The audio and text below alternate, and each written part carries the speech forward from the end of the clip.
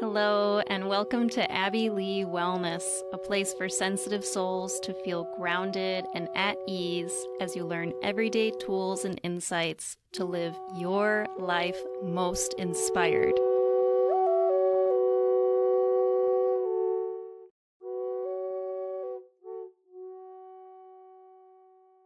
Hello, and welcome to another episode of the Abby Lee Wellness Podcast.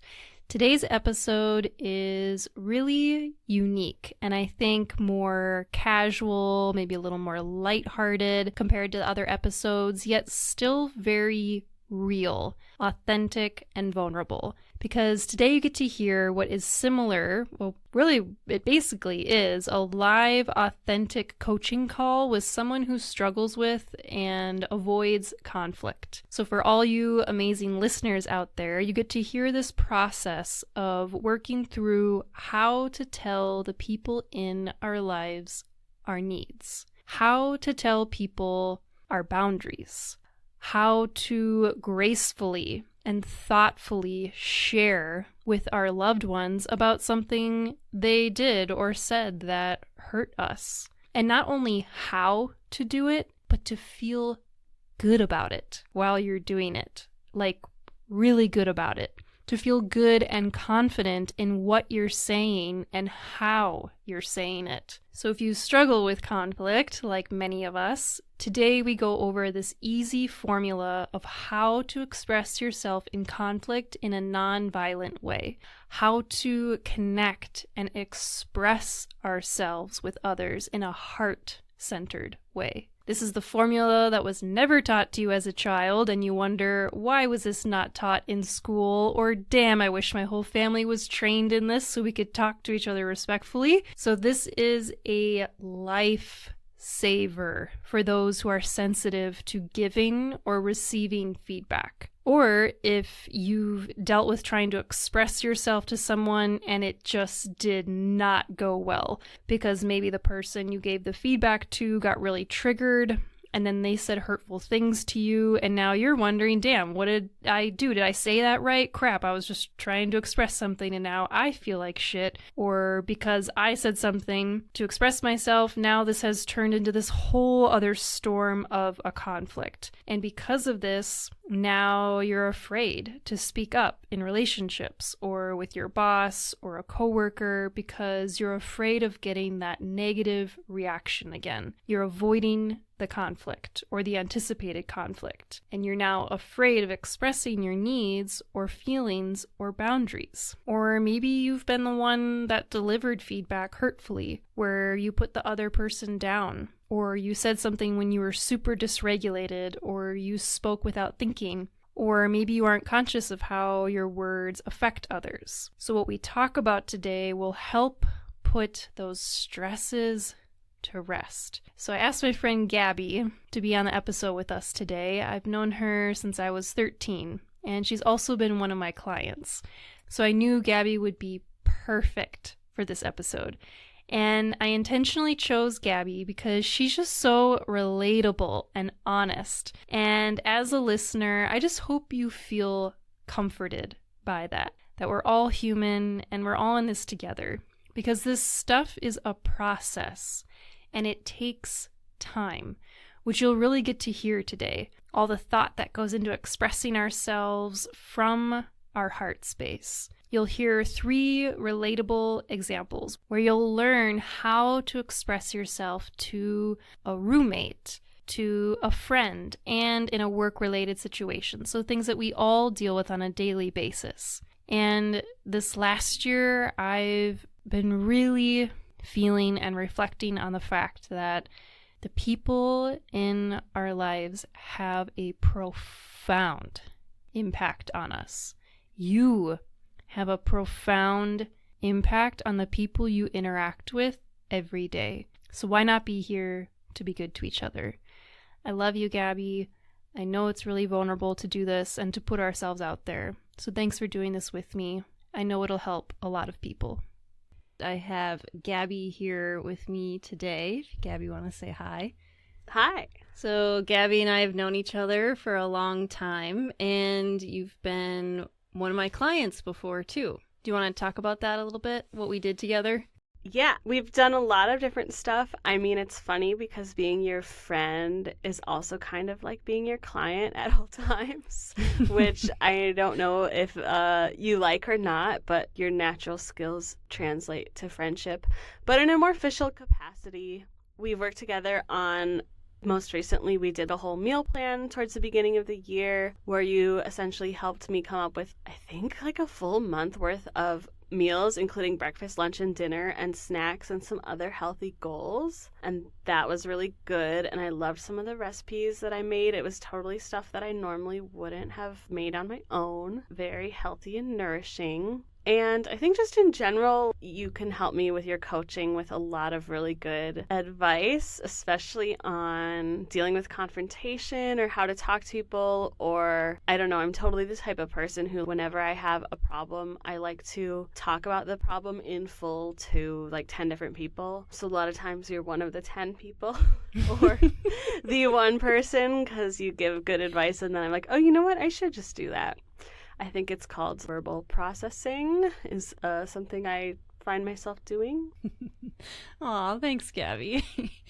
Wait, what were you saying in the beginning? That the friendship, like you're like a client in our friendship, or what did you mean by that? Oh, just how I'll be like, oh my God, this thing is going on. It's so annoying. What should I do? And you'll give me advice, probably similar to whatever you would say to someone that was a client. Oh. It's like I'm getting free services by just being your friend.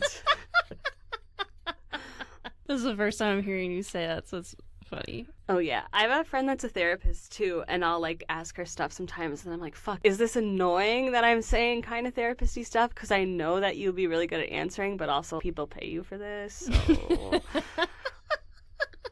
I'm happy to be your friend, no matter what it is we're talking about. Okay, so you mentioned conflict resolution.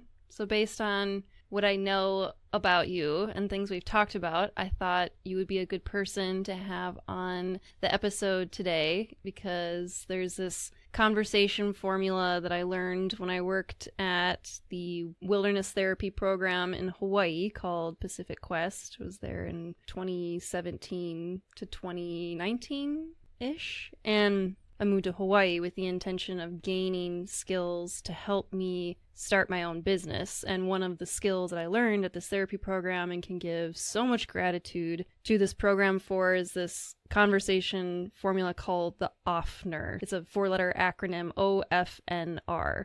So it means observation, feeling, needs, and request. So I wanted to go through each of these with you, almost kind of like a coaching session, because I do this with clients, and it's a way for people that maybe struggle with conflict resolution, have a hard time expressing their needs. If you have any experience with trying to give feedback but someone fires back and doesn't receive the feedback very well, and then you're like, oh crap, like what did I do wrong? Or, oh, that didn't go well, or you take it kind of hard on yourself, or if it just feels really stressful when we're expressing our needs or boundaries or requests to others due to maybe a conflict, or when we're in partnership or at work with a boss or with a coworker, if they're doing something that kind of bothers you, this is the formula to go to that really helps you know you're doing the right thing. Like, okay, I'm just going to follow this conversation formula and can help people just be a little less stressed when they're trying to communicate their needs, requests, anything conflict related with their loved ones or peers. So how does that sound? That sounds great. First of all, I didn't know you could say it like a word. Oftener. Yeah, that's what we would call it at the therapy program, oftener. Like we were working with at-risk teenagers and we'd say, okay, give me an oftener right now. And it's kind of a nice way to get yourself outside of yourself too, where it's not so, I don't know, like if you're ever in partnership or with a friendship, it can just seem like it's kind of you versus them. But then when you bring this thing, this third element, this, oh, well, it's an oftener, it's kind of a nice way, like a buffer, if that makes sense. Like, okay, well, there's this formula that exists that's outside of you and I, and it kind of just takes the pressure off, if that makes sense. Yeah, no, I love that. I feel like I have every single one of the problems that you described earlier. the avoiding conflict. If I'm upset with someone, I just don't say anything and then just be mad about it privately rather than saying anything to them. And I do get a lot of anxiety about confrontation or just knowing there might be a confrontation. Like, I feel like I do get stuck in my head of the, like, well, I can't say this because what if they say this and then they would say this and then they would say this and blah, blah. And it's like, well, I try to remind myself that you cannot know for sure. I don't know how someone's going to react, but I do go in those spirals of you're like, well, if I ever stood up for myself, then this would happen and this would happen and then I wouldn't have a job anymore and I'd be fired and then I would be homeless and then what would I do? And it turns into a whole spiral. This is exactly why I wanted you on here, Gabby.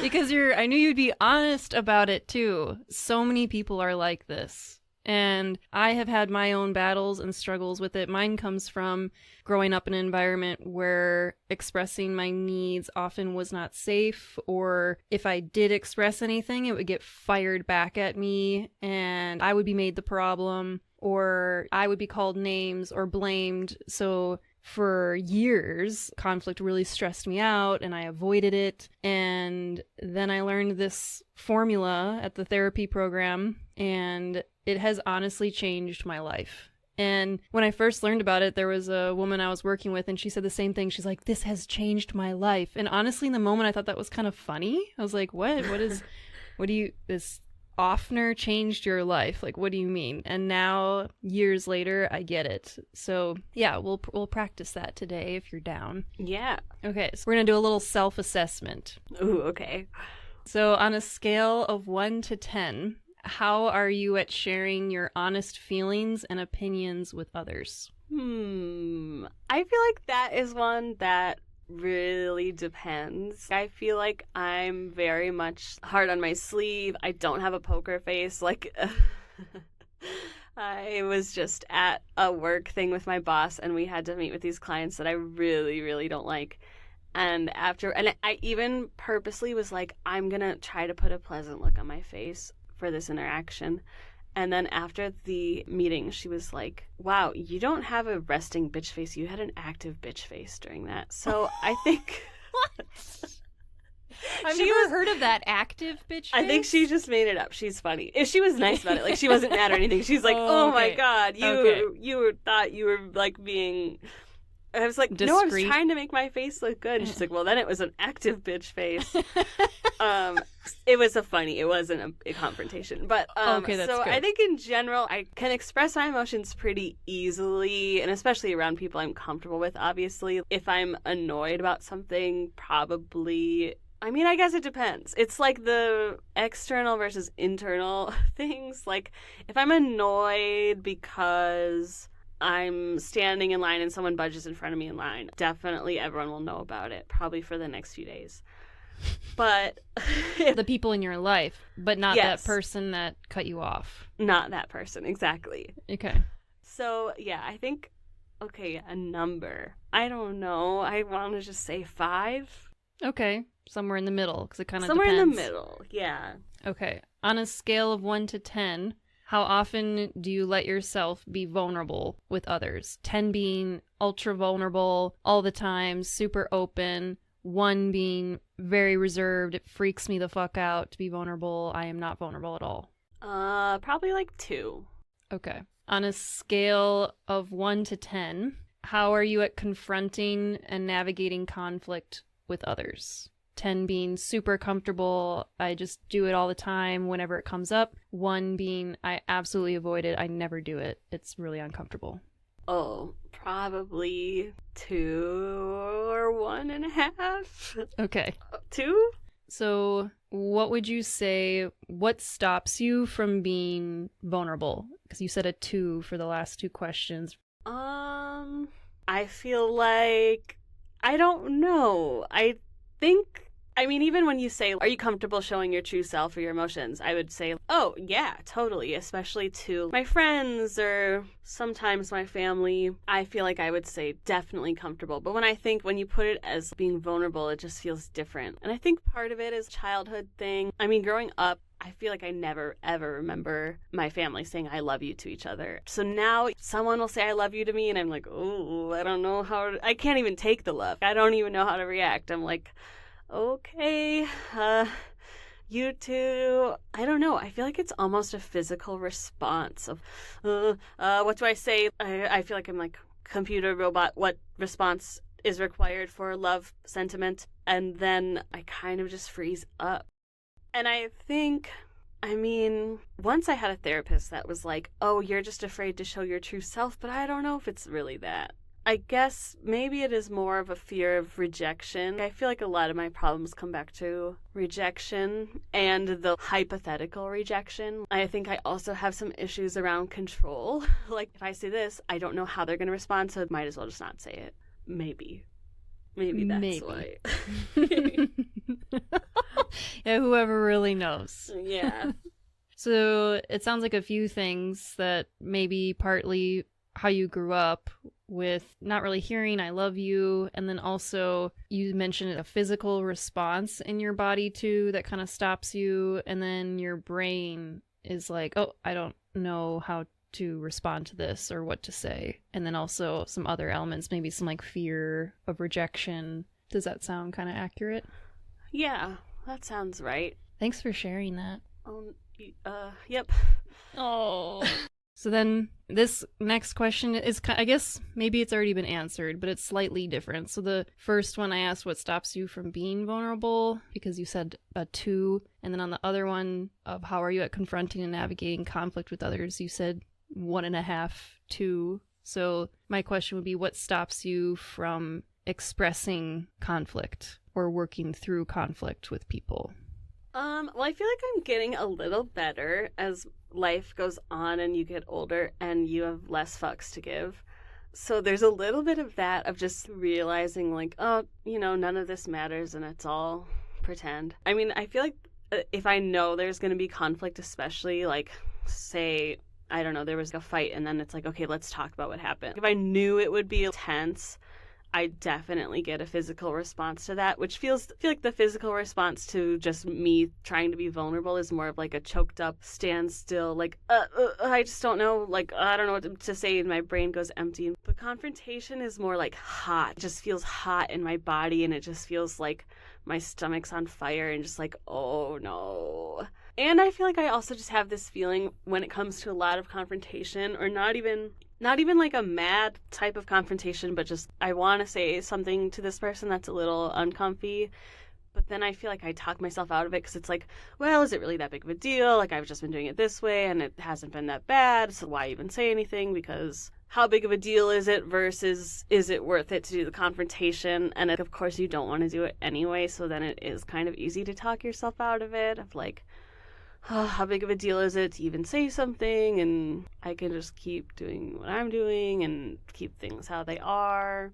Are you interested in getting better at navigating conflict? Yeah, definitely. Especially because I feel like, I'm at an age, I don't know why I'm talking about age so much, but I feel like it's like, come on, you're in your 30s, you should be able to have a mature conversation with people, and I'm also not in a romantic relationship right now, and I feel like some of that could be like a fear of, oh, there's just so much to navigate when you bring another person into your life. You have to have so many talks.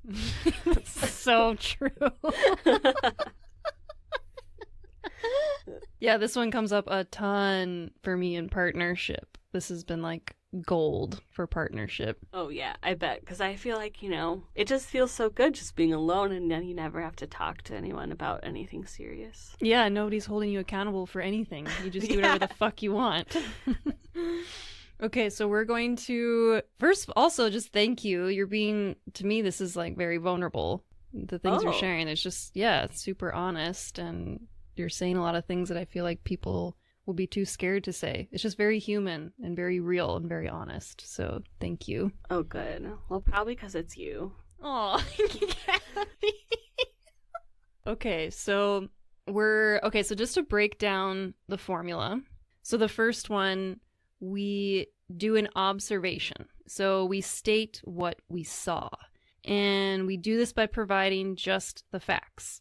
So by providing just the facts of what we saw to this person when we're confronting them, when we're coming to them about something that bothered us or something we need, this can't be argued because it's just the facts. So there's no judgment when we express this observation. There's no opinion. It's just concrete facts of what we observed. So, for example, in our meeting today, I noticed that you were on your phone. So rather than saying, you never listen when I'm speaking, or you weren't listening to me, or you weren't paying attention, so you just start off, today I noticed you were on your phone. And this is a really nice time, too, to use I statements. So rather than saying, you did this, you never listen. So I noticed blank, or I observed, or I saw.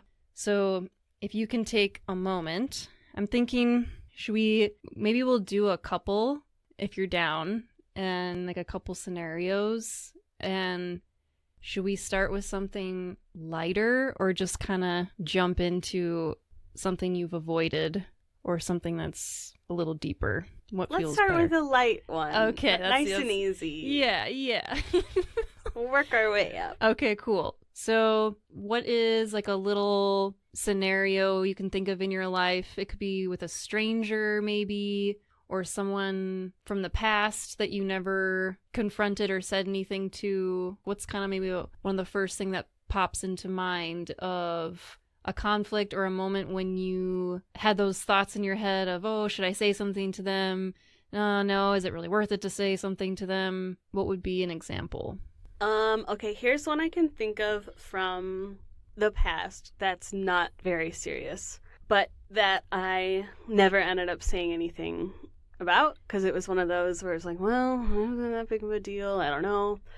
So I used to live in a house with two roommates. We were all really good friends. We had really good harmony, and they were just two completely random Craigslist roommates, so it worked out really well, and we never really had any conflict. But they, of course, had little things that annoyed me, as I'm sure I had little things that annoyed them. But one of the things that always drove me freaking crazy was that they would both put non-recyclable stuff in the recycling bin. And we lived together for 3 years, and for 3 years I would just never say anything, but I would just begrudgingly pick all the stuff out of the recycling bin and put it into the trash. And it's funny because now I know most recycling doesn't really even get recycled anyway, and my efforts were meaningless. Wait, you know that, or is that what you think? Because I've wondered. Well, that's what I think. Yeah, I've wondered. I think if it's it mostly all goes pretend. to the same place. Yeah. I think it does. I'm just gonna say that it does. I've been wondering that. But yeah, so it's something that I did go back and forth where I'm like, okay, this is so annoying. I spend all this time pulling the stuff out of the recycling. I also feel like when you live with people and you get into even a relationship, even a roommate, you get into weird little things, or at least I do, where it's like, you're putting the air conditioning on 74, but I want it on 73. Mm-hmm. And it's like, how? And like every time I come home and I see it on 73, I'm like, oh, what the fuck? It's supposed to be on 74. And like, even though it's just so stupid, but you get really wrapped up in it, even like when you're not in a romantic relationship. So I do feel like the recycling is maybe a good lighthearted example that, I was like, I should say something, and then I never did. But then I also go into like, okay, well, every once in a while, when I go out of town for the night, they'll let my dog out. So if I say something about the recycling, then they won't let my dog out anymore. And like, I don't want to lose them being able to let my dog out by saying something about recycling, which now in hindsight seems somewhat unreasonable. Sounds like chaos in the brain. That's what it sounds like on my end. Welcome. Yeah. So let's go through the Offner formula for this begrudgingly recycling situation that you had. Okay. So the first one, you would state, okay, so let's picture talking to these roommates, and okay. Would it be both of them or just one of them? Let's just say it's one of them. So you say to one of them, you start off with your observation, just something you observed, no opinions, just the facts. Okay, I noticed that you put a greasy pizza box in the recycling. Is the word greasy necessary? Yes, because you can recycle a pizza box if it doesn't have grease on it, but if it does have grease on it, it's no longer recyclable. Also, too, City of Austin has curbside compost, so it seems inexcusable to not put things in compost if you believe that recycling is handled appropriately. Okay.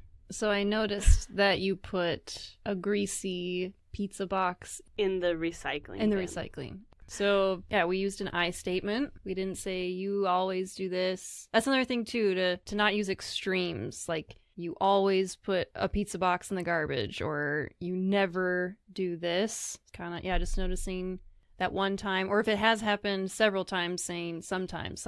I noticed that sometimes you put this in the recycling. But with this situation, I notice you put a greasy pizza box in the recycling. And how long ago was this? You still remember it? Yeah, I mean, at least 4 years ago. Nice. Never forget. Yep. So the next one is... I also just want to say that when we make those observations, it prevents the triggering of defenses from the person who's receiving the feedback.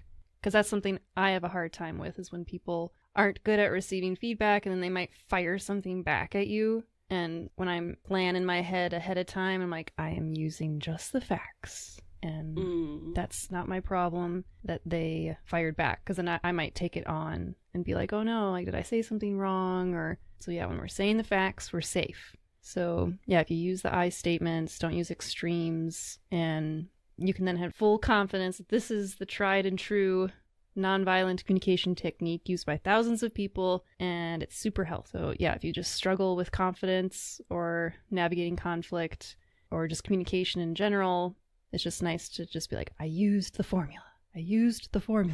Oh yeah. Can I say an example that is coming to my mind? Yeah.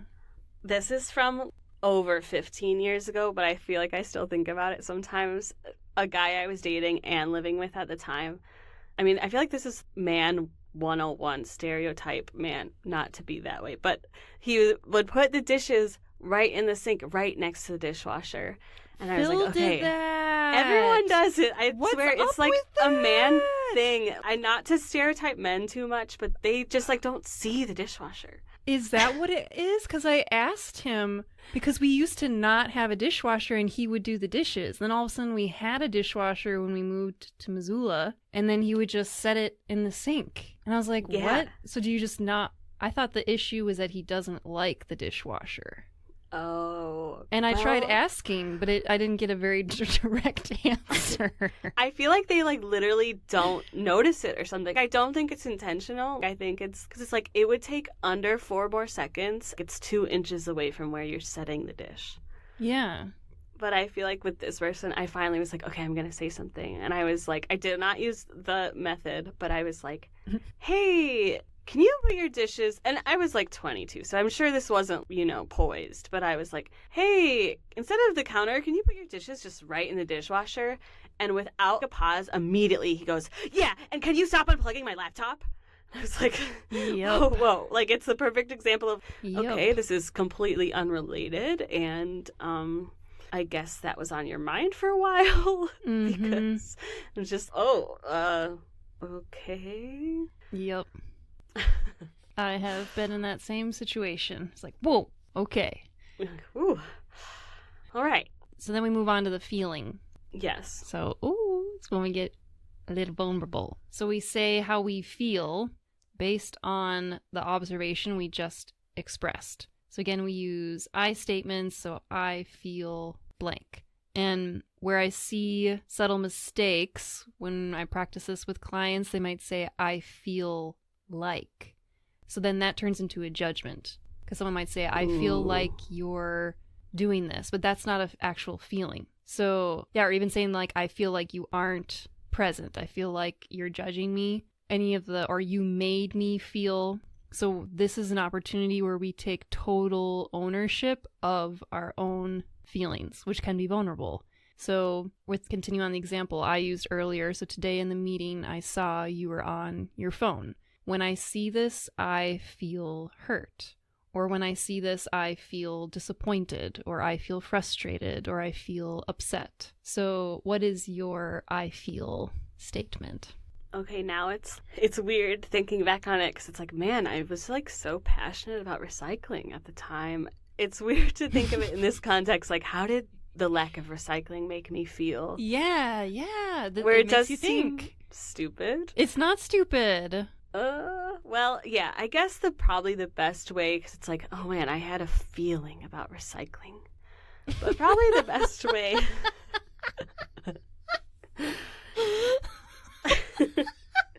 Yeah, let's get into it. What do you feel about recycling? I would say that I felt frustrated, but it was more, I don't know, I'm probably going too deep into this, but it was more like, go deep. Now that you put, I know this is not what I'm supposed to say, but you put the thing in the recycling, so now I have to take it out and put it in the garbage, and why do I always have to dig through the garbage? I feel like I gave myself a pretend little job to sort the trash, but I think, I don't know, I guess I still think you should take ownership over your trash you're placing your items into. So I guess I would say I feel frustrated to... It does sound stupid in my head. I feel frustrated to have to take these out of the recycling and put them in the trash. Yeah, that is frustrating. It's but did I annoying. have to do that? Or I gave myself that job and then I just did it and then I got mad about it? Oh. Let's just say I feel frustrated. And I feel like the dish example is a good example too, where it's like the dish for sure. It's probably a better example than the recycling, because like if you're just putting the dish, I mean under 5 seconds, I would say, to open the dishwasher and put it in. And anyone should have a responsibility to do that on their own. I feel like it's the same idea, so it is frustrating. I guess it's just the general idea of like, why am I cleaning up after you? Mm-hmm. Which feels frustrating. Yeah. I appreciate that you are sharing the internal dialogue. Oh, yeah. I like that because, yeah, when we're upset, we can think those things in our head. You do this, why, blah, blah, blah, blah. And then we can take those thoughts and then think about it and then deliver it in a more concrete way that's hopefully received better. So, yeah, I definitely have those thoughts too when I'm frustrated. Oh, yeah. I've got more. It's a whole spiral. So, okay, so what is so say your observation and feeling. So we'll have two sentences, or it could be a little more, just whatever includes the observation and feeling. Okay, I noticed that you put a greasy pizza box in the recycling. Okay, but I know you're also not supposed to say, like, you always do it, but I wouldn't complain of just one time. How would you address it if it's, okay, I'm sure you don't always throw every wrong item in the recycling bin, but for 3 months I've been taking shit out of the recycling. How would you make it sound like it's more than just one little petty pizza box rather than like, yeah, I always am doing this and you don't even notice? What do you think? So what's a good word that's in between the extremes? Because we're not saying always, but would still imply that this has happened more than once. Often. Several times. Several I don't think shows enough. I think several's too little. I think it would be, I notice that frequently there are items in the recycling that can't be recycled. Oh, here's the other thing. What if they just don't know about what can be recycled or not? One of the points of this formula too is it opens up space for dialogue. So this is when you can learn, oh wow, they don't even know what recycling is, maybe. Or they didn't even know that, oh shit, I thought I was doing the right thing all this time. Okay, I'll go back to my directive of putting these two sentences together. I've noticed that you put something in the recycling that can't be recycled. And I feel frustrated because I'm taking out the items of the recycling and putting them in the trash where they belong. Nice. I don't know, that sounded a little petty coming out.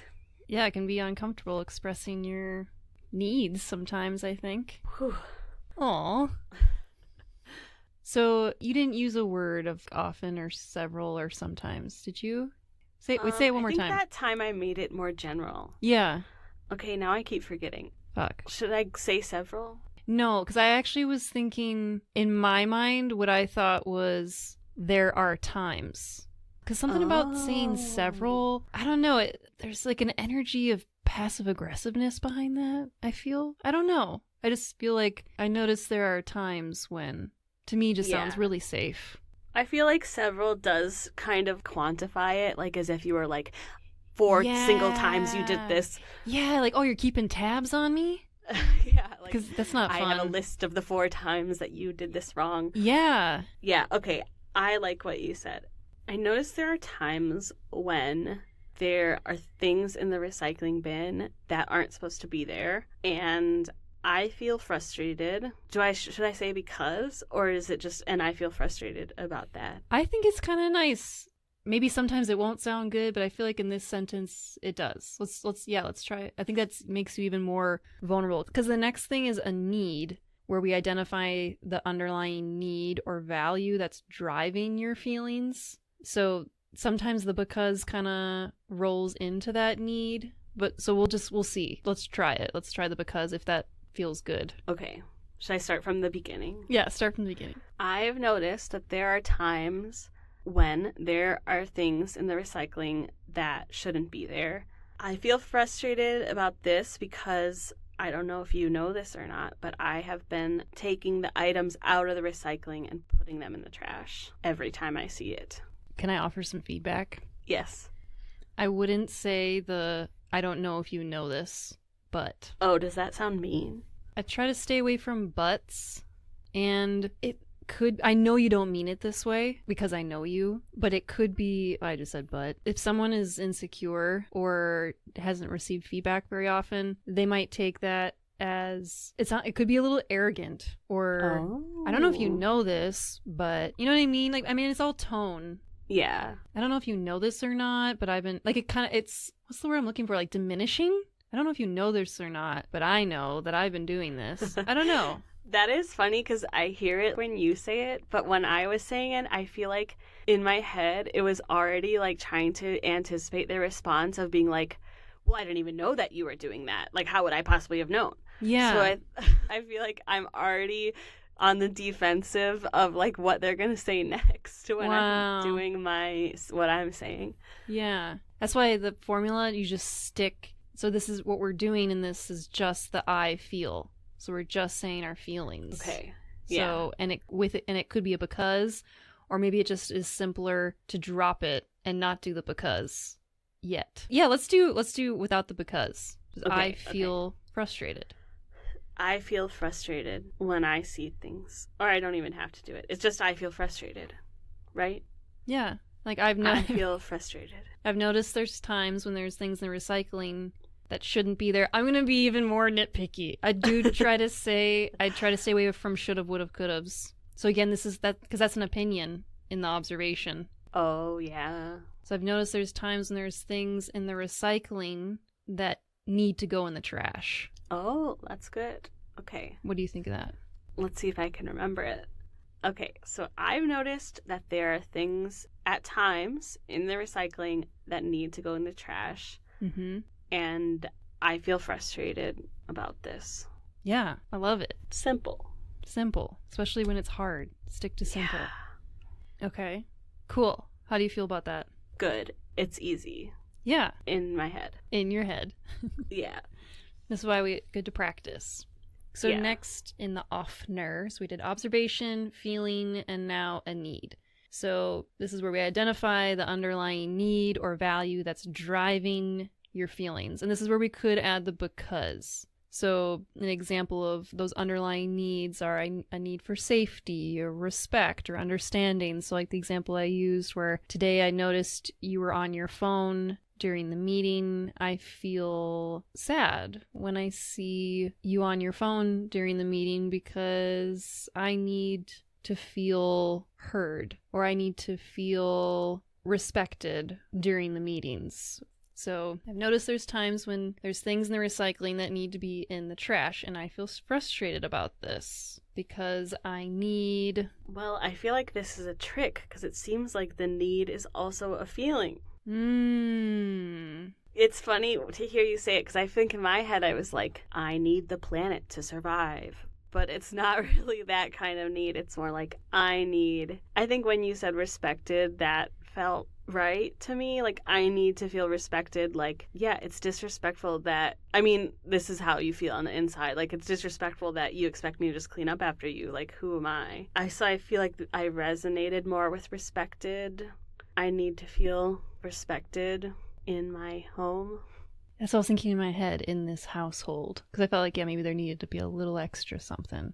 Yeah, to feel respected in my home. Could even add that we share together, or... Yeah, there's some mutual respect. And I feel like I'm giving more right now than you are.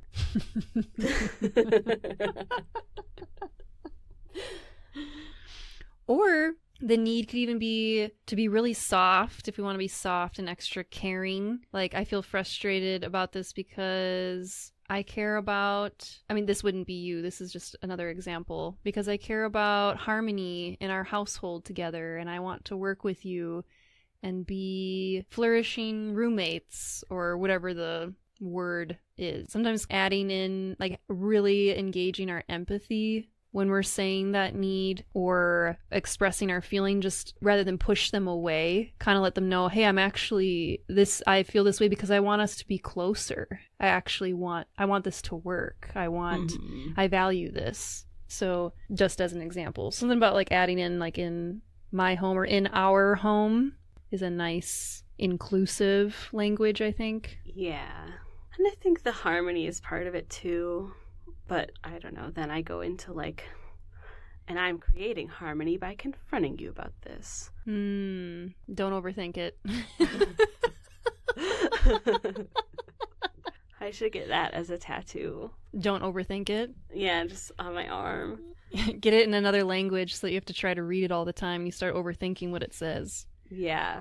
But especially if you get another language, then people ask you about it all the time. So I would have to really use that as like a mantra. Mm-hmm. So I've noticed there's times when there are things in the recycling that need to be in the trash, and I feel frustrated about this because I need to feel respected in my home. Can we say our home? Yeah, I need to feel respected in our home. Or it can even be I value respect in our home. I don't know. How does that sound? Does it sound demanding for some reason? I don't know, because I need to feel something about it. I need to feel respected. Yeah. I don't know. Something about that. Can we reword it a little bit?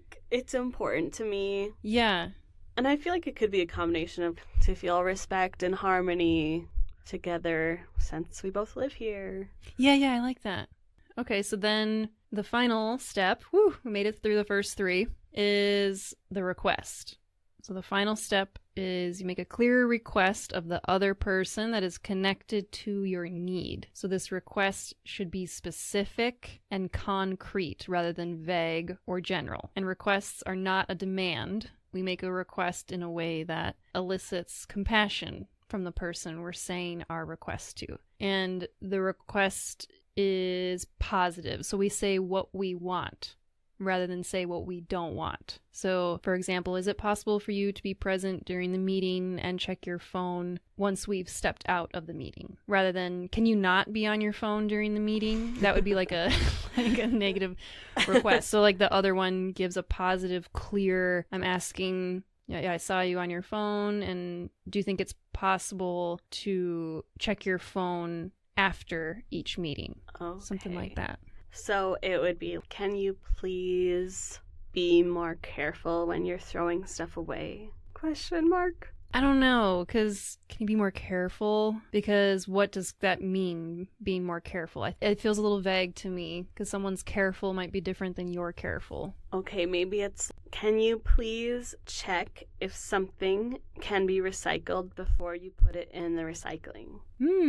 Okay. I've noticed there's times when there's things in the recycling that need to be in the trash, and I feel frustrated about this because it's important to me to feel respected and have harmony in our homes since we're living together. Can you please check if something is recyclable or not before putting it in the recycling? So I feel like this is kind of nice too, to say, what do you think about this? Or what do you think about checking to see if it's meant to be recycled or not before putting it in the recycling? Oh, yeah. And then it's on them to say, I don't know about how recycling works. Yeah, exactly. So I think, because the oftener can always be shifted. It's a general guide, the observation, feeling, need, request, but you form your own words around it that just feel right and how you think it would be best received.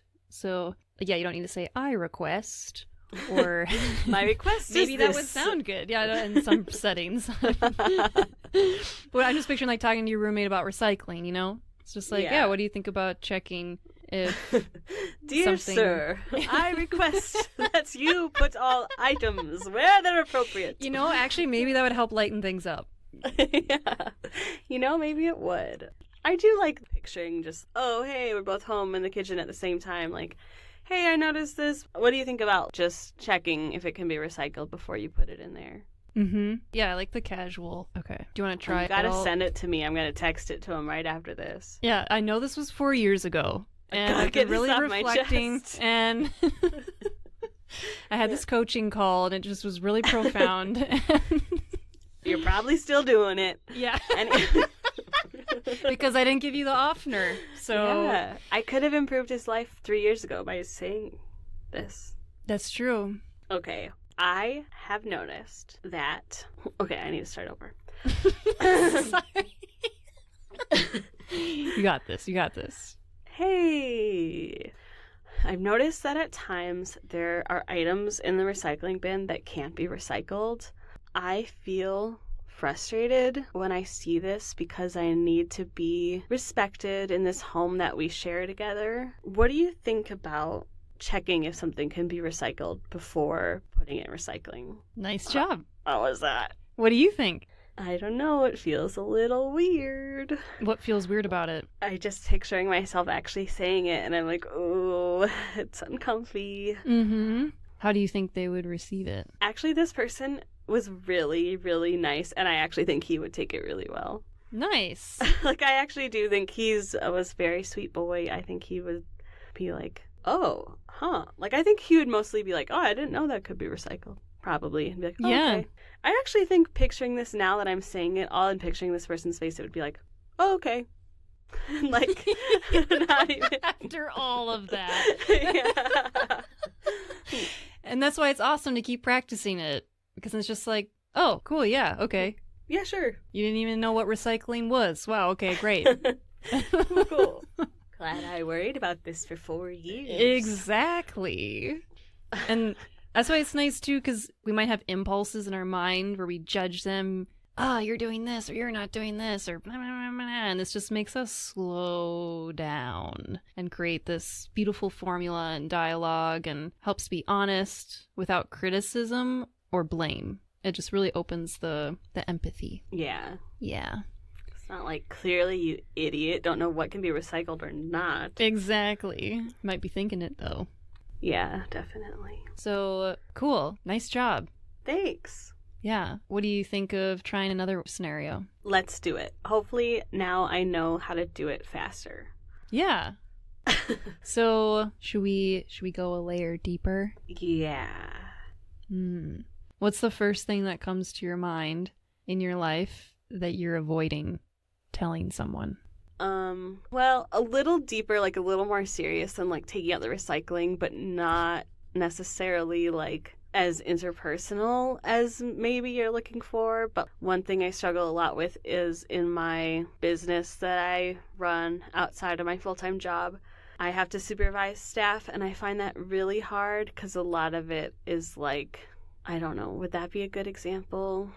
I am definitely curious about that one because I like that it's work related, and because that one is so common for all of us. Most of us work, and the dynamics that come up among coworkers, or if you're the boss delivering it all from no matter what angle we are, if we're the boss or the not the boss, if we're giving, receiving, all of it, like we've all experienced just difficulties in the work environment and how to deliver and receive feedback, or maybe it's just not even done at all, or I know I've had bosses in the past that don't have any training, it seems, in giving feedback and just give really harsh, blaming, just horrible stuff. Yeah. And And it's like, whoa. And I've quit before from that because of how mean it was. Just like really, really, really poorly done. Wasn't able to couldn't respect someone that says things so judgmentally and harmfully from boss to coworker or employee. So what do you think? What example would be most beneficial to you and helpful for others who are listening? Okay, here's another one for off the record, and you can tell me what you think. Okay. This is also in the past, but it is like a little more serious, and it's someone I'm like not really friends with anymore because of this. So I was really close with this girl that I used to work with who I thought we were also really close friends, and oh fuck. No matter what, people will know who this is. I don't know. Okay, I'm just going to say it.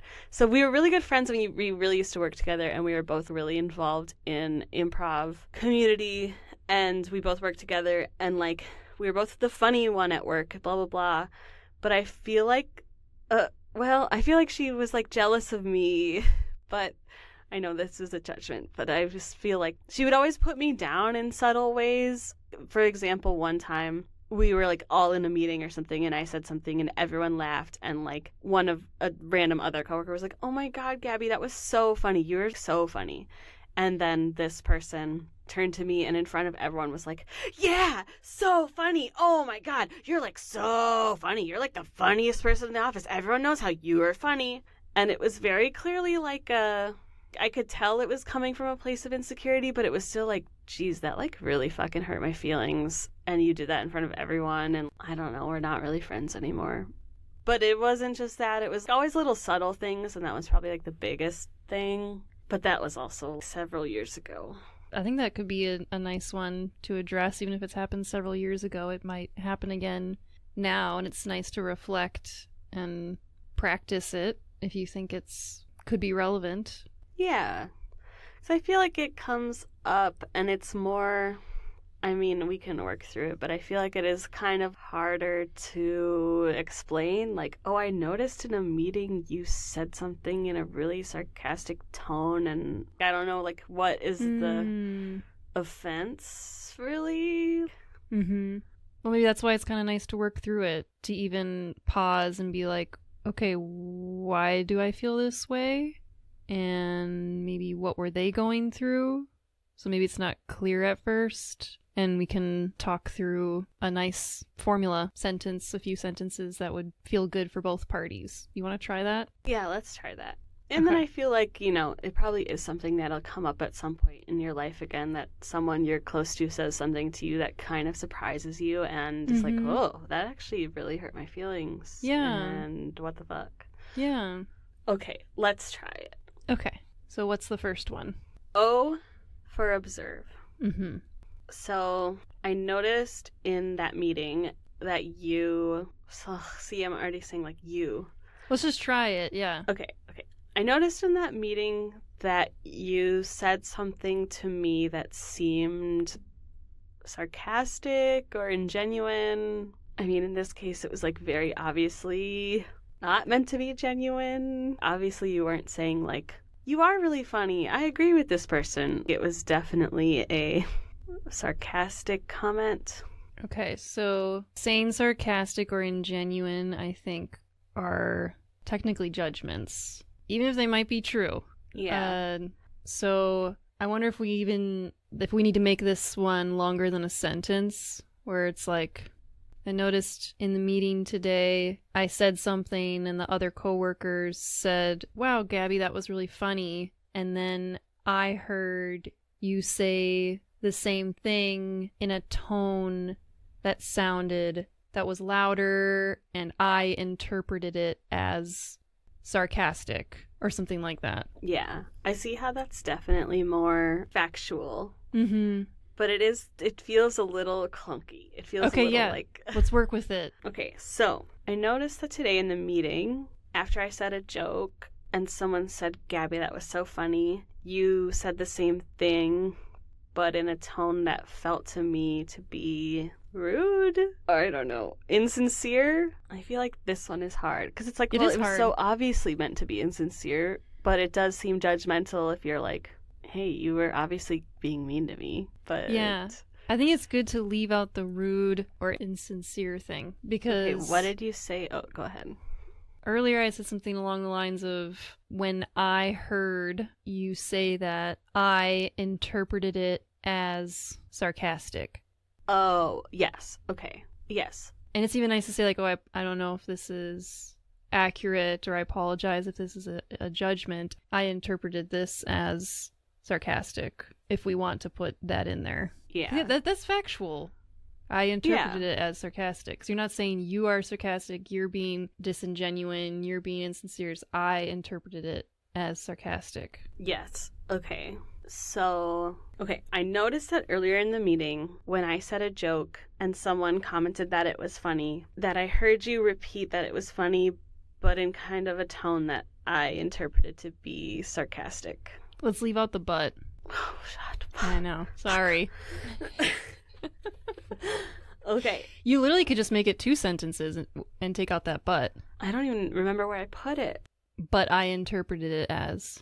Oh, okay. I noticed that in the meeting earlier, when I said a joke and someone said that it was really funny, I heard you repeat that it was funny in a way that I felt was sarcastic.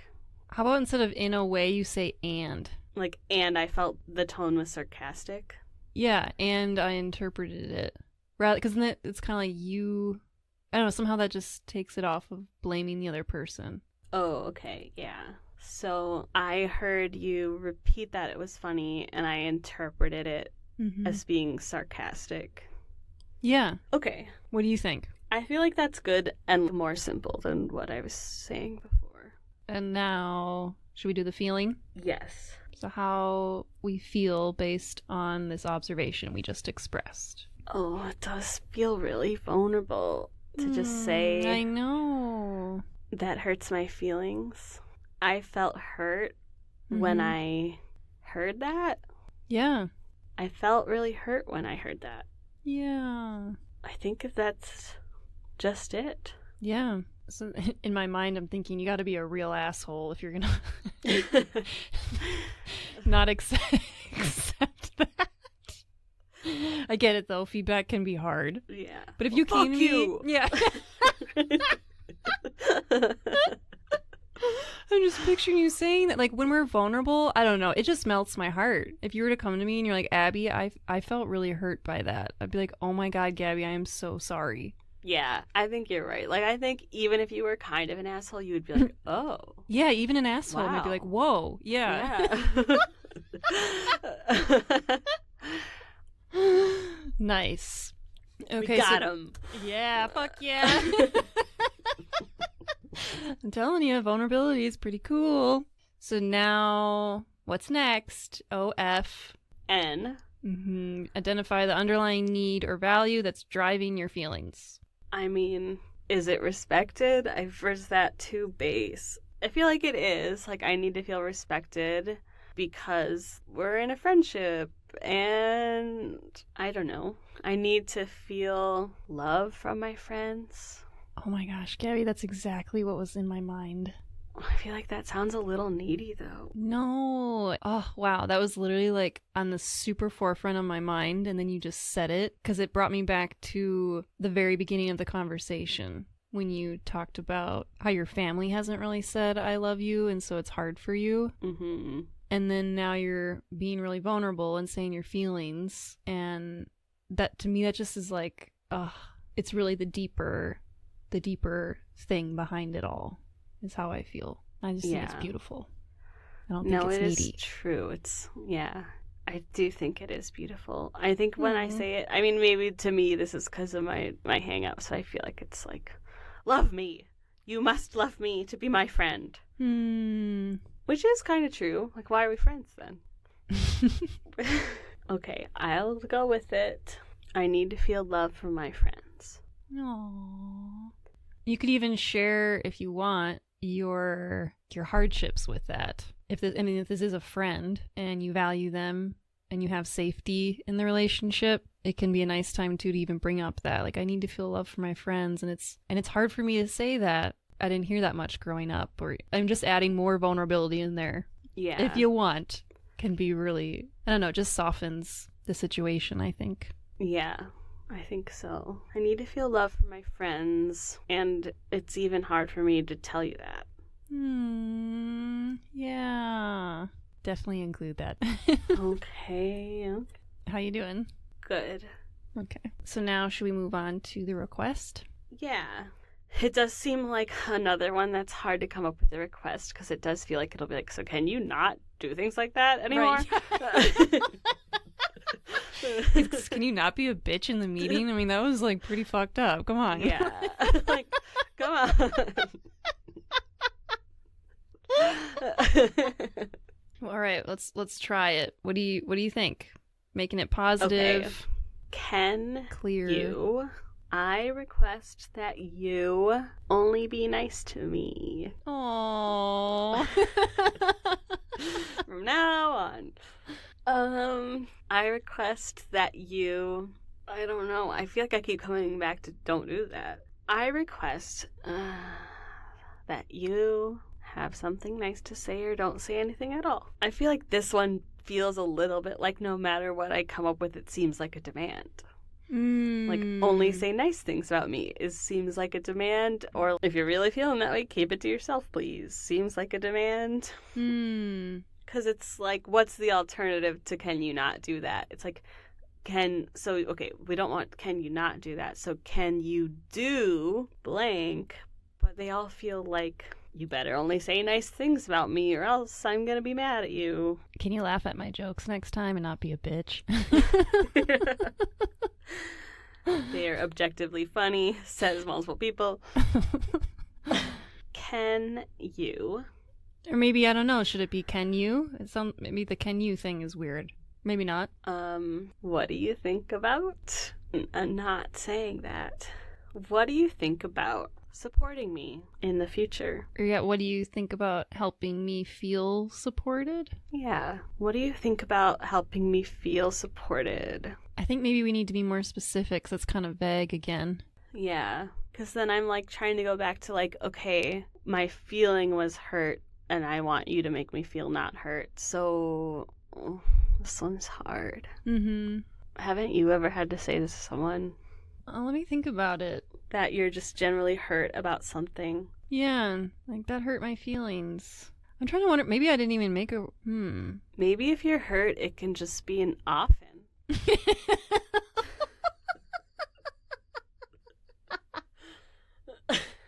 Or, I mean, the request could even be to have them explain themselves. Oh yeah, I guess it could be like, can you let me know how you were feeling in that moment? Yeah. And like, was it meant to be sarcastic or did I interpret that the right way? Yeah, what do you think about helping me understand that better by... Oh, I think that's good. Yeah, especially for things like that, when you like leave the situation, you're like, wait, did that just happen? Like, was I... Totally. Like, was that person being mean or am I just being sensitive? Or like, what was that?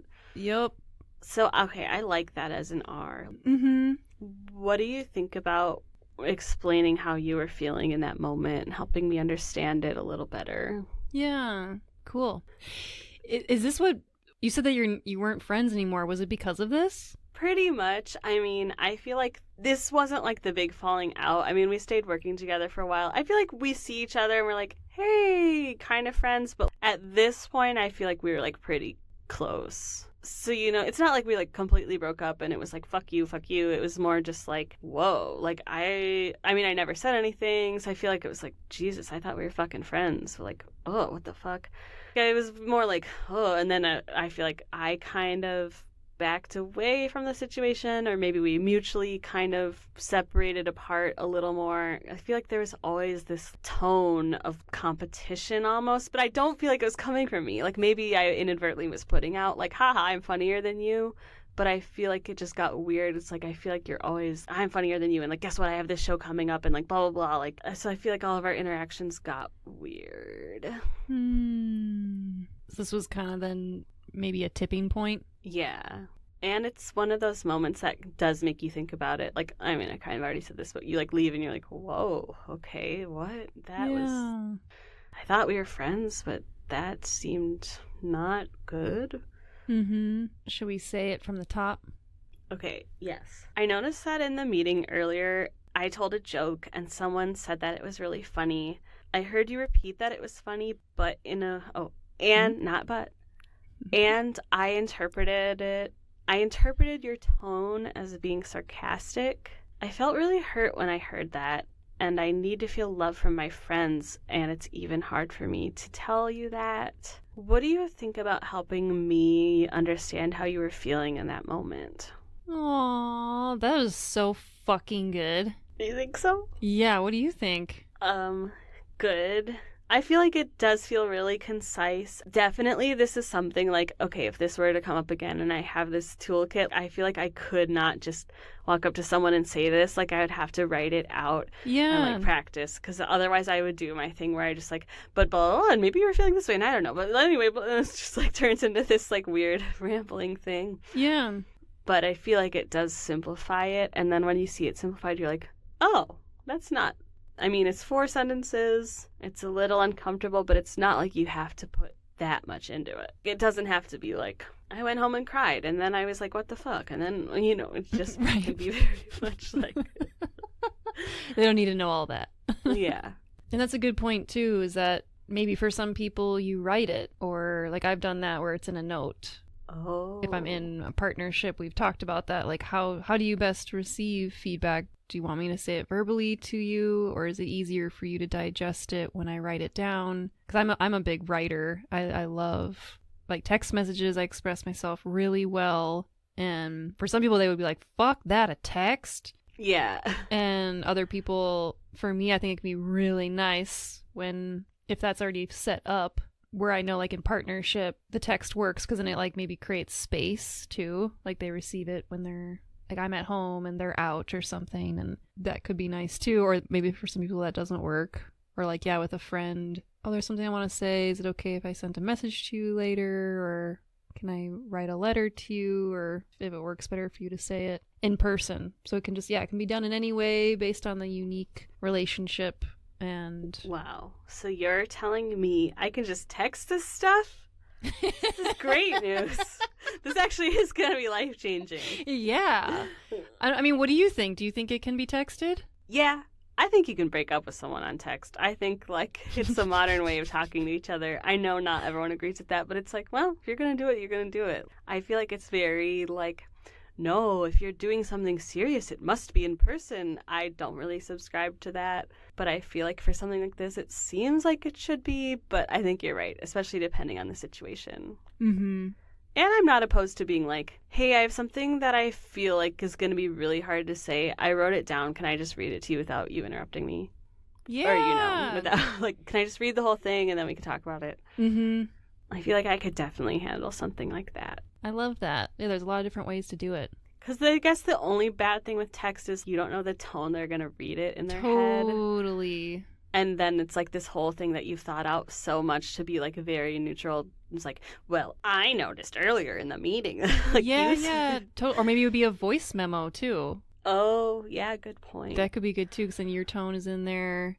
And then if that's what people like. I personally would do it based on what makes me feel safest and comfortable and knowing how the other person likes to receive stuff. Yeah. Based on our unique relationship. Makes sense. That's cool. I'm glad we brought that up. The different options. Yeah. Feels liberating. Should we do one more, or what do you think? If you want to do one more, I would do one, but it'd probably be more like the work thing I said. You know, I don't know what else is on my mind. Or what about your evil boss that you had in the past? I don't know if this would even work on her. Yeah, I truly, like, she would just steamroll and, like, yell over me. Yeah. But I don't know. Can you say your feelings to your boss? Oh, yeah. Totally. I've done it. I've used this on my bosses. No. Yeah. The evil one I had a few years ago. And it worked? What it did for me is it worked for me with what I mentioned earlier. It made me feel confident and secure that I said the right thing. I did the best I could. I did it with integrity. And at the end of the day, that's the best I can do. Like, I am Abby and I want to be a good person. I did my best trying to resolve this conflict.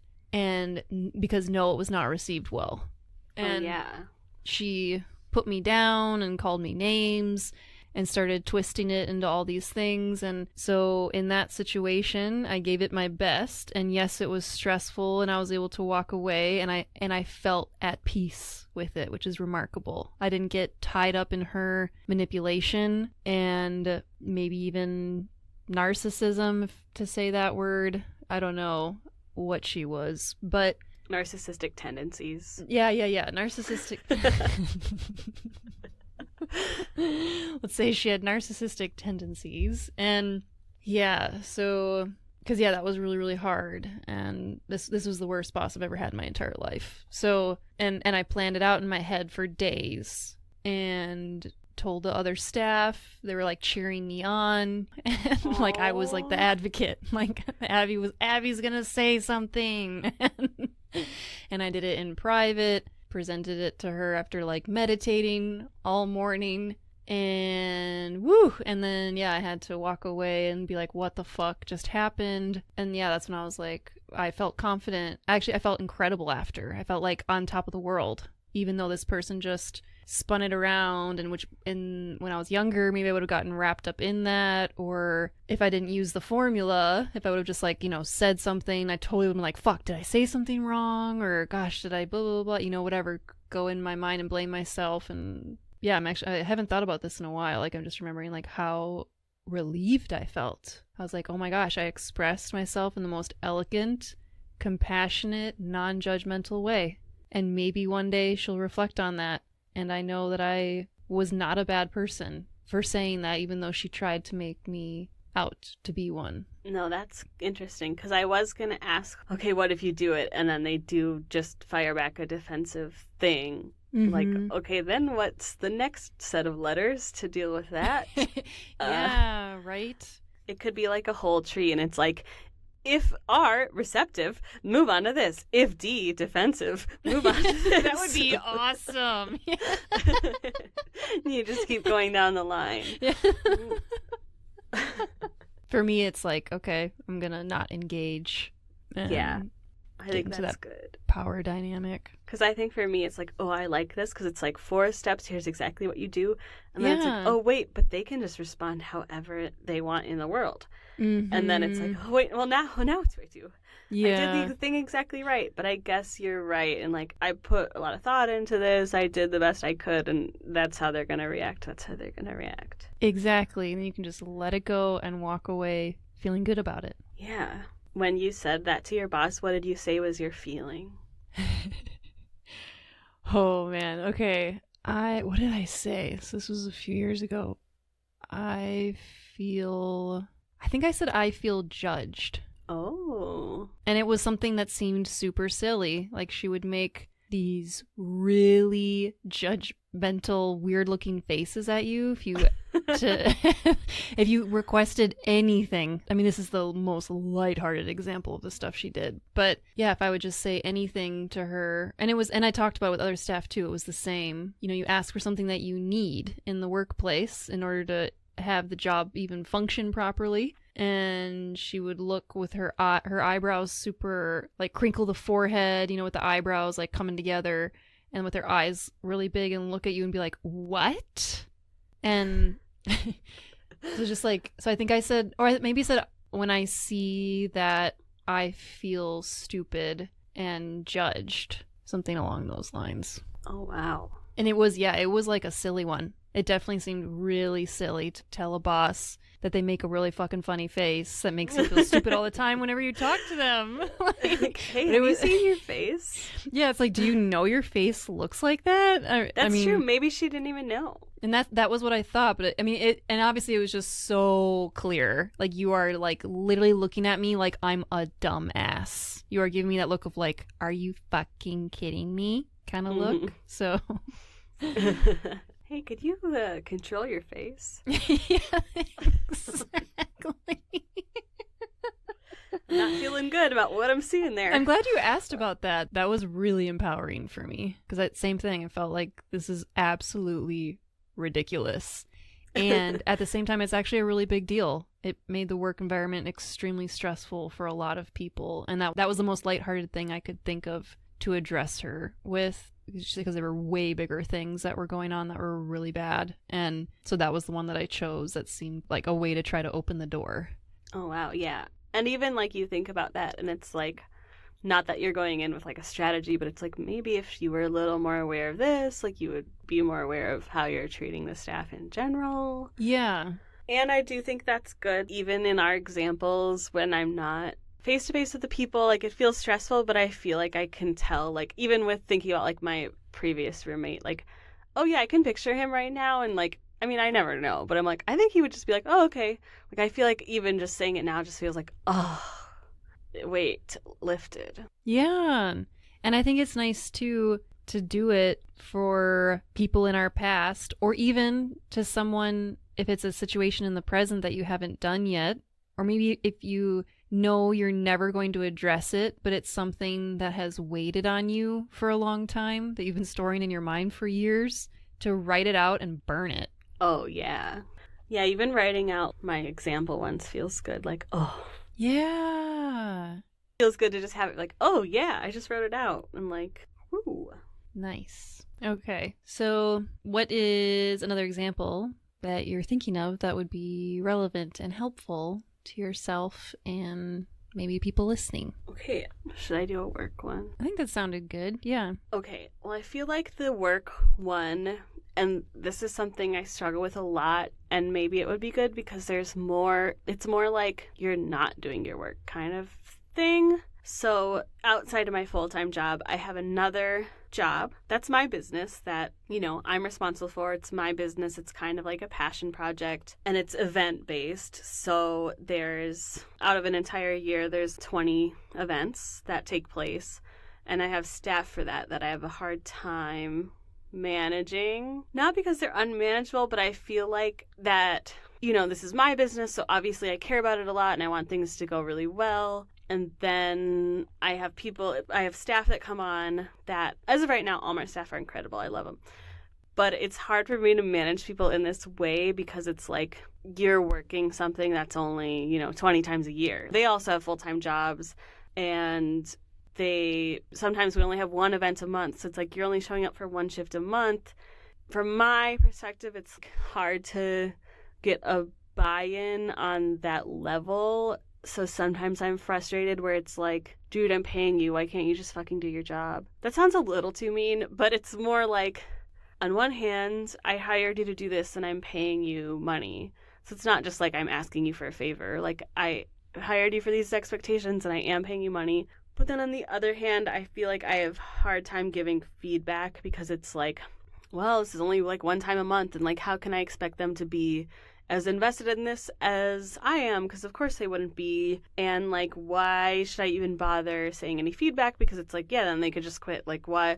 This whole thing is supposed to be like fun. It's supposed to be like, I want them to do it. I mean, the reason you do a job that's so part-time is like because it is enjoyable.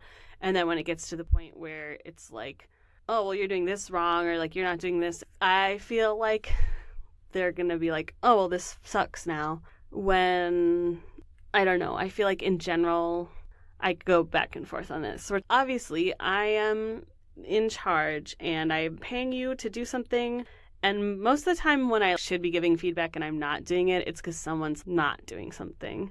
It's like, wow, what the fuck? I thought you were going to do this and you're just standing there talking to people. Like, come on, we're all working kind of thing. But then it's like, well, this is supposed to be fun, so I don't know if I should even say anything. And most of the time I just don't, when it's like, okay, I would like a toolkit to be able to say something that's a little, I mean, it's not even that serious. It's not that intense. It's just like, I feel like by saying something, then they'll just quit and then I'll be screwed over. So you're kind of weighing out, is it worth saying? Because if I say it, maybe they'll quit. And also, I mean, they're only doing this maybe once a month, but at the same time, you're only doing this once a month. Can't you do this? Yeah. Do you think it's possible to be able to provide a feedback or an offner in a way that can help them grow and help you grow rather than go to the extreme of they're going to quit? Yeah. And I feel like when I think about it a little deeper, it does seem like one of those things where most people would probably just be like, oh yeah, I can do that. because I feel like I don't feel like I'm asking that much or it's that personal or anything. Yeah. Do you want to break down a specific example that you can use? Yeah. I feel like one example, I don't know. I feel like I'm going to say it. You want to tell us what your job is too? Yeah, sure. Because it's cool. It is cool. It's called the Texas Brewery Running Series. So it's 5K fun runs that all start and end at different breweries around town. And there's a bunch of them all across the United States. There's one now in Montana, but they're all like locally owned and operated. So essentially I'm just like a franchise owner, but it's not owning a McDonald's. Like it's very flexible. Like essentially the franchise is like, if you follow our branding and our guidelines, you can come up with any fun events you want. So it gives you like a lot of chance to be creative. And there are at breweries and, you know, so it's like it comes into being like, hey, it's not that serious. But then it does kind of come up with staff just in the way of, oh yeah, I know we're at a brewery, but we're still working kind of thing, where it's like, and you can even have a beer while you work. I don't care. That's part of the fun, like part of the day. Mm-hmm. Not while you're driving, but like if, you know, we're here, we're all packing up the event, like, yeah, we all have a beer. So it is kind of like finding that balance of we're doing events and this is a fun event, but like, hey, there actually is people's safety on the line, you know, like people are out doing physical activity. Yeah. It's something I go back and forth with a lot. I think the one thing that comes to mind that I felt really frustrated with was a few years ago at one of our events. I was setting up the course and it was the time to start the event, but the course wasn't quite ready yet. And so I was like out, I was away from the start line of the event and the staff just sent the runners off. And then all the runners turned the wrong way out of the parking lot. So like, oh shit. Starting off the course, they didn't even have a chance to get on the real course. All of them just turned the wrong way. And it's fuck. Yeah. Oh my God. I was like completely panicking. Like it was. was. Oh no. And it was just a case of like one of the first people went the wrong way and everyone was following them. And so I'm driving back to the brewery, not even knowing that they started yet. And I see everyone going the wrong way. And I was like, oh my God. Like I felt like the physical response of panic and like hot flash and like, oh fuck, they're all going the wrong way. And it was like kind of a busy road. So I'm like, I don't even know how I'm going to get out there and tell them to turn around. I had 3 workers at the brewery and I called one of them who was, I thought, the most responsible.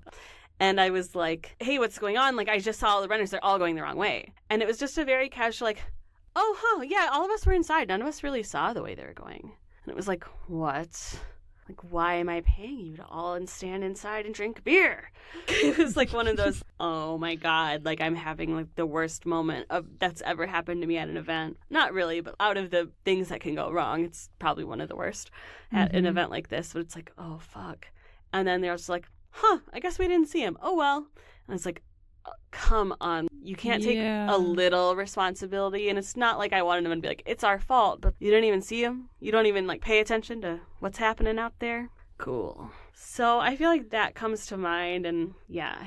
So if we used an offner, who would you say it to in that situation? I mean, I feel like I'd probably have to say it to everyone at once, but maybe for the example, if I'm just talking to one person is better. I don't know. I feel like a 3-on-1 situation just feels like a different vibe.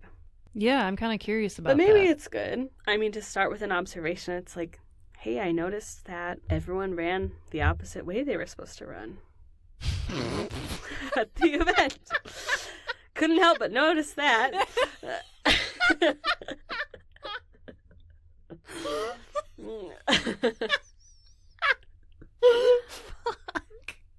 I'm so sorry that happened.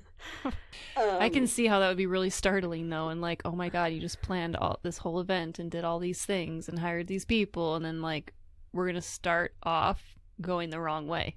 Yeah, my stomach dropped when I saw it. Oh, it was bad. So we're addressing 3 people? Let's say, yeah, it's me and 3 people, and we're sitting down after the event.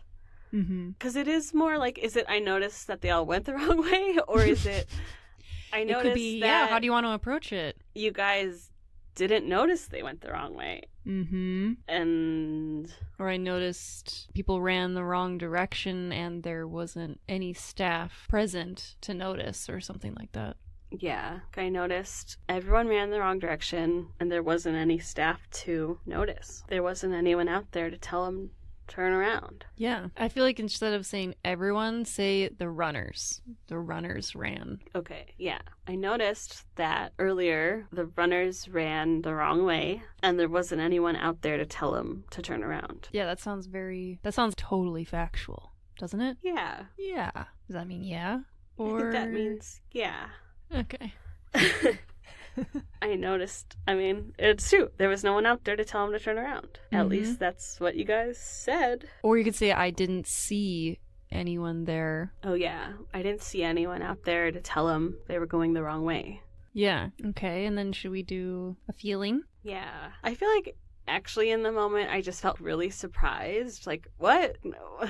Where is everyone? But I think maybe it's more like, is it I feel disrespected or I felt alone? I felt abandoned. Mm. Am I the only one paying attention to this? Kind of. I felt really, because I was just like, oh, it's just me out here and I have absolutely no way to tell him to turn around and what do I do now? And like, I gotta just figure it out and make a decision right now, which does happen a lot for event directors, people working events, but it feels so much better when you're like, oh yeah, we got a team and like we're all here on top of it and like this is stressful, but our team has got it. Feels different than, oh shit, I'm all alone in my car and there's nothing I can do about this right now. Mm-hmm. I feel like abandoned is maybe too intense. I felt really alone in that moment. Yeah. Which is almost not quite right, but it's probably the best way to elaborate on the feeling, the real feeling in your body. Do you want to use that word or do you want to take more time to find the right feeling that seems more fitting? I feel like it might be as close as I can get. I felt alone. I felt abandoned. I felt unsupported. Maybe unsupported is better than alone, but I feel like it's also still not quite right. I don't know. I feel like there's a mixture of the surpriseness of it too. But then maybe unsupported is good. I feel alone, I think, feels different than unsupported is like maybe does capture the aspect of, what's going on? And like, oh, wait, I'm the only one out here. Great. Mm-hmm. You could say two feelings too. Yeah, that's true. Or maybe one of them ties into the need. Like I need to feel supported or... Oh, yeah. I felt kind of surprised by that and... Or shocked. Yeah.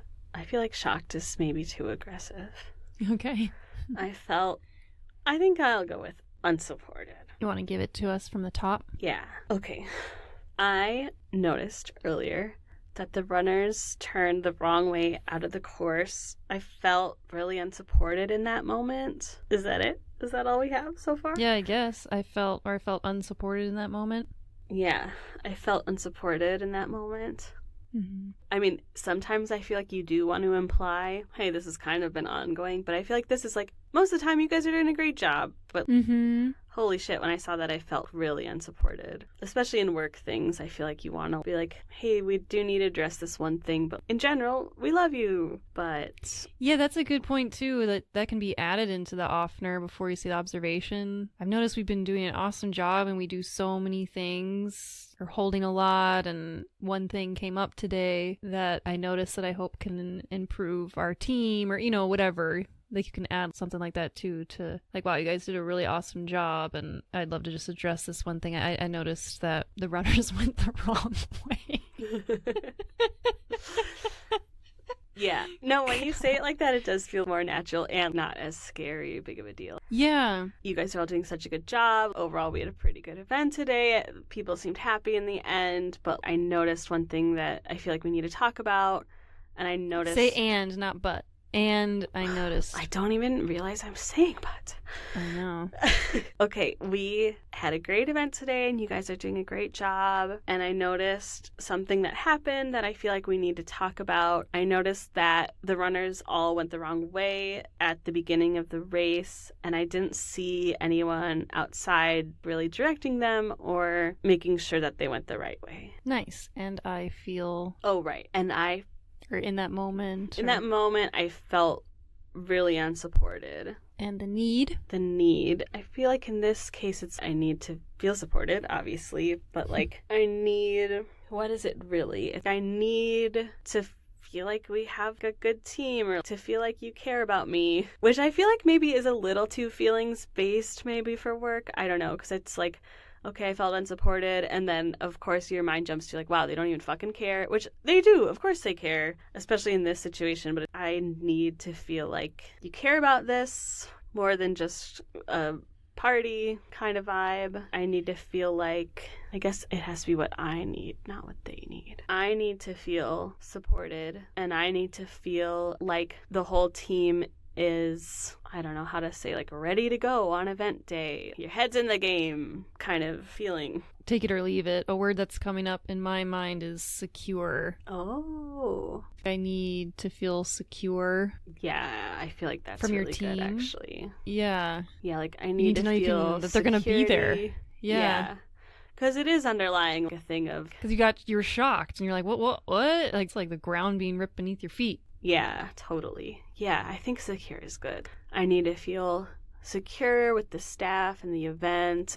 I don't know, probably rambling too much, but there's a lot of moving pieces, and I can't take the whole burden on alone. That's why you people are here.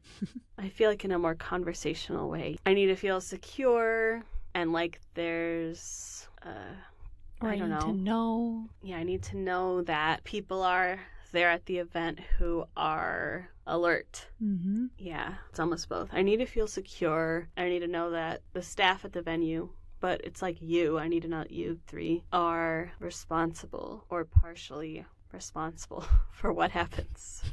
I think it might be kind of nice to throw in the thing about having fun too that you mentioned, like I want to have fun and great you're having a beer and I love that vibe, that's why we do this, and I need to have that security that we can also be alert and present to notice when the runners go the wrong way. Yeah.